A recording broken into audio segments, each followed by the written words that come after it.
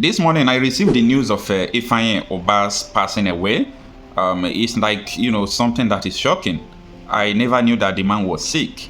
Ifeanyi Ubah is a senator representing the Anambra South Senatorial District, yes. He's a member of All Progressive Congress. May his soul rest in peace. Then, that is apart. One thing I know, that everyone is going to pass away. That is for sure, no matter what we do, no matter whom you are.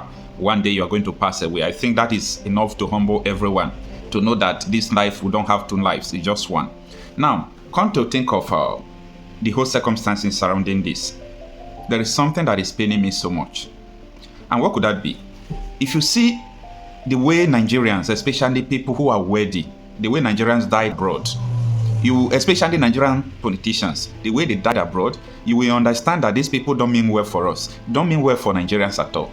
Now, I know so many senators, governors, for this year, 2024, that have gone to medical checkup abroad and so on and so forth.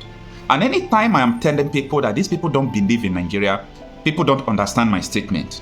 If you believe in Nigeria, you will not go to abroad for your medical checkup. Right from your president, Bola Tinubu, to the lowest politician who can afford going to abroad, they go to abroad for their medical checkup and so on and so forth. Because these people don't believe in one Nigeria. They don't believe in Nigeria. They don't believe that this is a good nation at all. It's not even citizens who don't believe that Nigeria is not working. These politicians know. Now, Ifeanyi Ubah is a very worthy person that I know. I don't know what is preventing these people to set up a hospital where you can treat yourself in the country. Must we continue to die abroad?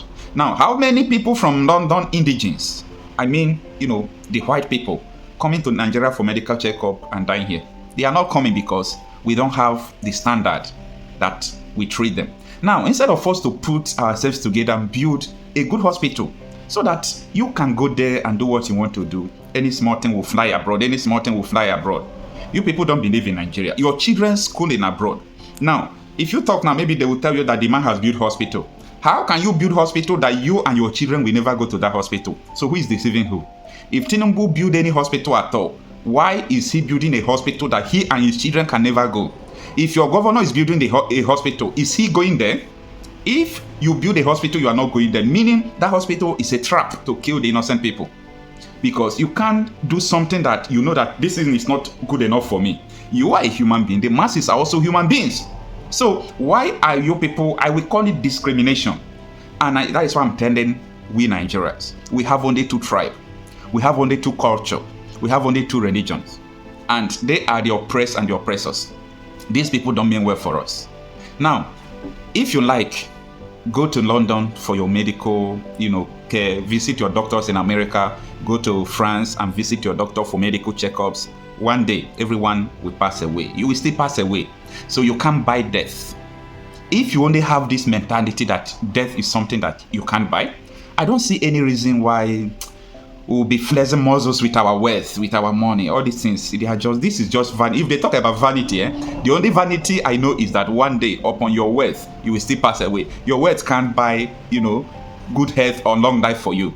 Once it is done, it is done.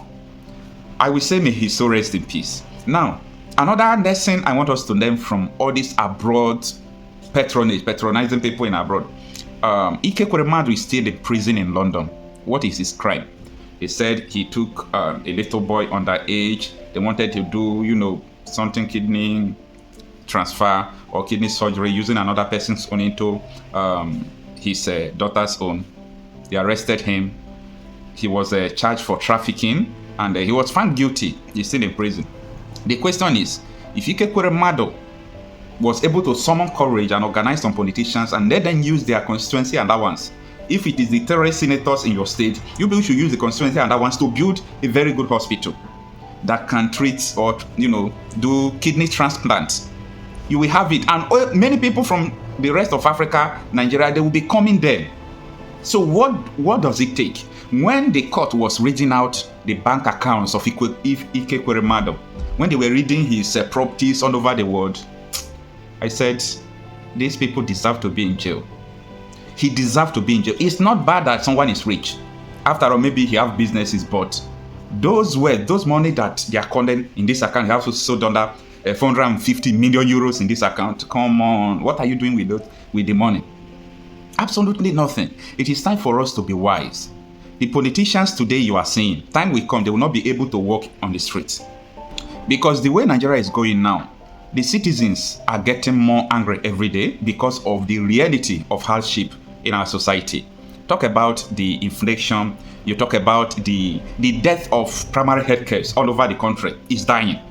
It's dying. Primary health care is nothing to write about. The price of petroleum products, the crude oil we have in our country, they are still exploring it in our country. We have refineries, they sabotage our refineries so that they can patronize their own and keep us in bondage. See, freedom is not all about having no chain in your hand. Freedom is in your mentality. Until we begin to liberate ourselves, emancipate ourselves, we are still in prison. There is nothing two ways about that. We are still in prison until we emancipate ourselves, until we change everything we think about Nigerian politicians. These people don't mean well for us at all. They don't mean well for us. Now, people who are, I gave you people a story there was a time I had an accident, and when they rushed me to hospital, I was bleeding, seriously bleeding. I was losing strength to the extent that I was desperately telling them that I don't have strength again. I'm losing blood. We got to the government hospital. The doctor said we have to put down deposit. I don't have power that day. I'm supposed to snap the doctor. You are seeing an emergency situation. They told you that, oh, this is an accident. It happened on the road. The people that brought me, they were still there. Not that they left me and go. Or maybe you are looking for a police report. This is just an accident. You are saying they should drop deposit. And that is why I do tell Nigerians that we are not citizens. We are like slaves, because citizens have rights. There are some entitlement. See, if we are citizens of Nigeria, or you belong to a citizen of a particular country, you have a share of the commonwealth of that country. But in Nigeria, it's a different case. Everything Nigeria have supposed to be for me and you.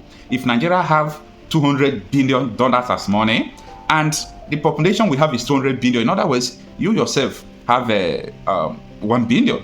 That is the arithmetic about all these things. But Nigerian politicians, for them, they can get everything that belongs to you and the one that belongs to them. And what they are driving to is to make sure they have the power to control you, to keep you poor, to keep you under them. When the government is afraid of the people, when the government fear the people, there is liberty. But when the people fear the government, there is tyranny, there is oppression.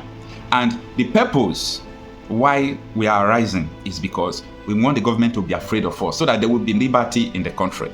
Political office is just 4 years, or if you are lucky, 8 years, or as the case may be. But it's not forever. One day you still be like civilians, like ordinary people. Will you be able to walk in the streets when you leave your office? Power is not forever. Let me tell you, life is changing. Every politician should know this. There is a new thing going on around Africa. African youths are arising. And we are not going to take it lightly to politicians like before. So every politician should be very, very careful. Do things right. Honor your people. Make sure that you serve them. You are a servant. You are not a leader. You are a servant.